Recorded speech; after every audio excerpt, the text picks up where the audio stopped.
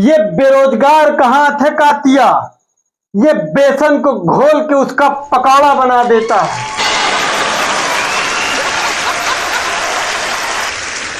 जिधर देखो इसके बीमार बैठे हैं, हजारों मर गए अब लाखों तैयार बैठे हैं। बर्बाद होते हैं लड़कियों के चक्कर में और कहते हैं कि हम बेरोजगार बैठे हैं। और सबसे मजे की बात यह है कि बेरोजगारी से तंग आकर जो बाबा बनते हैं उन्हीं के पास लोग जाते हैं ताबीज बनवाने रोजगार पाने के लिए।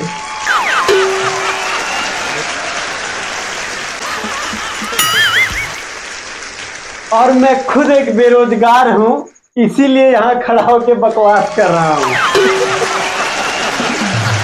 अच्छा, अपनी बेरोजगारी पे मुझे उस दिन रोना आ गया जिस दिन मैं घर पे बैठा था और मेरी माँ बोल रही है कि बेटा खाली ही बैठे हो, लहसुन ही छील दो।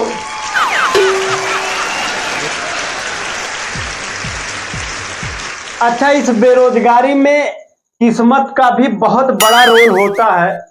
मैं सच बता रहा हूं, कभी कभी क्या होता है कि मुझ जैसे पढ़े लिखे लोग भी बेरोजगार ही रहते हैं।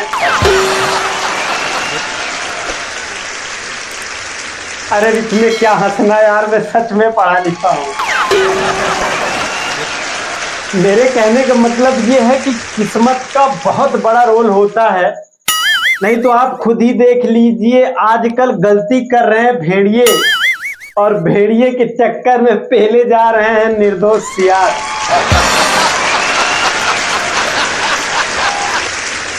अच्छा, बर्बाद होने के लिए मोहब्बत ही काफी नहीं है। अगर आप चाहो तो ITI कर सकते हो, BTech कर सकते हो, MTech कर सकते हो, MAd कर सकते हो, DLED कर सकते हो, BCom कर सकते हो, BSc कर सकते हो।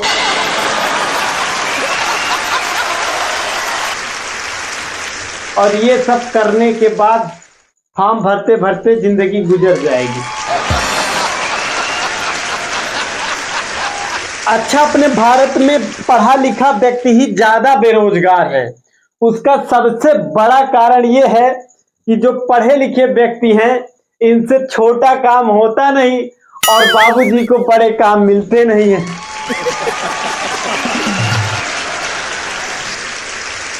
अच्छा, मैं अपनी बेरोजगारी की स्थिति बताऊं तो जब मैंने BSc पास आउट किया तो मैंने अपने ही घर में पिताजी से बोला कि पिताजी मुझे डॉक्टर बनना है। तो पिताजी बोले कि डॉक्टर बन के क्या करोगे। हमने बोला पिताजी जितनी भी लाइलाज बीमारियां हैं उन सब के लिए मैं दवाइयां बनाऊंगा। तो पिताजी हमारे हाथ जोड़े, बोले कि हे देवता, कम से कम भगवान के लिए तो कुछ सोचो। तुम खुद प्रमोट किए गए हो, कोरोना काल में बिना पेपर दिए पास हुए हो। तुम कौन सी दवा बनाओगे? तुम अगर दवा बना दिए तो जिसे 1 साल बाद मरना है वो 1 महीने में मर जाएगा। जब मेरे खुद पिताजी मुझ पे विश्वास नहीं करते तो मुझे भी अपने आप पे विश्वास नहीं होता। मैं भी यही सोचता हूं कि बाप तो वही है मेरे,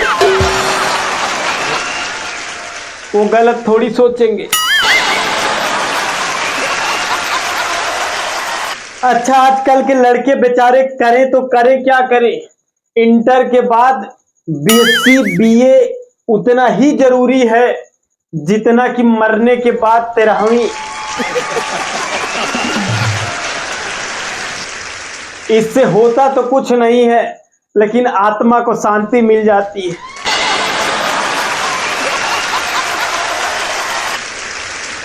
अच्छा, मैं आप लोगों को एक बात बताऊं कि ये जो बेरोजगारी दर बढ़ी है इसमें जनसंख्या वृद्धि के साथ साथ एक और बहुत बड़ा कारण है।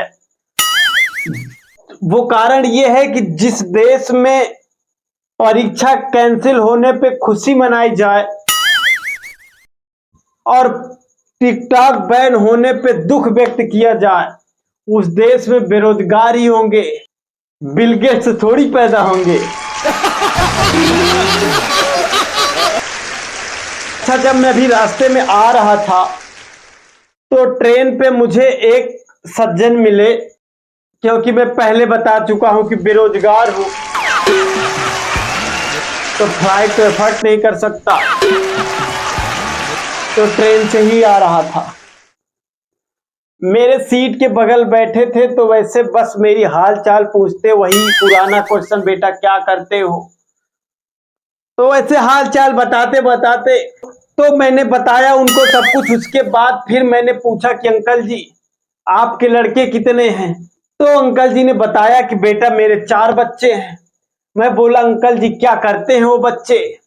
तो वो बोले कि बेटा मेरा एक लड़का बीएड किया है, एक लड़का बीटेक किया है और एक लड़का एमटेक किया है। मैंने पूछा अंकल जी चौथा। तो बोले कि चौथा गलत संगत में आके चोरी ओरी करना सीख गया है। तो मैं बोला कि अंकल जी फिर आप उसको घर से निकाल क्यों नहीं देते, आपके बच्चे इतने पढ़े लिखे हैं, वो बदनामी कराएगा। तो बोले बेटा अगर उसको निकाल दूंगा तो खाने के लिए मर जाऊंगा।